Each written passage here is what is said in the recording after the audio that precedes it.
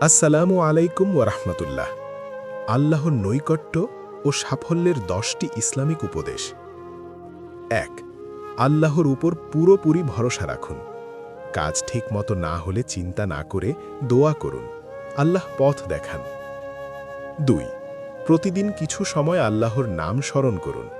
কাজের মধ্যে বিরতিতে সুবহানাল্লাহ বললে মন শান্ত থাকে, চাপ কমে যায়। ৩। দুঃখে আল্লাহর রহমতের আশা রাখুন। বিপদে পড়ে দোয়া করলে কিছু না কিছু উপকার হয়, আল্লাহ সাহায্য করেন। ৪। ছোট কাজকেও নেকভাবে করুন। কাউকে ছোট সাহায্য করলে আল্লাহ তা বড় মনে করেন, বরকত আসে। ৫। হারাম থেকে নিজেকে দূরে রাখুন।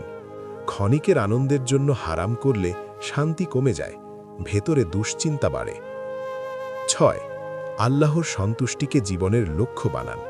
শুধু মানুষের প্রশংসায় না ভেসে নেক কাজ করলে আল্লাহ খুশি হন, মন শান্ত হয়। ৭। দয়া ও সহানুভূতি প্রদর্শন করুন।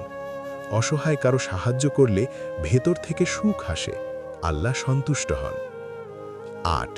প্রতিদিন নিজেকে সংশোধনের সময় দিন। আজকের ভুল চিনে কাল ঠিক করতে চেষ্টা করলে জীবন সুন্দর হয়। ৯।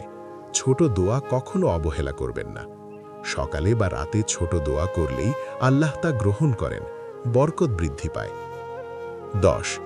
ধৈর্য ধরে কঠিন সময় মোকাবেলা করুন। রাগ, হতাশা বা দুশ্চিন্তায় সবর করলে আল্লাহ সাহায্য করেন, মন শান্ত হয়।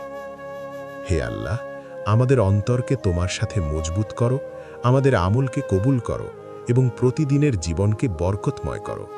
আমিন।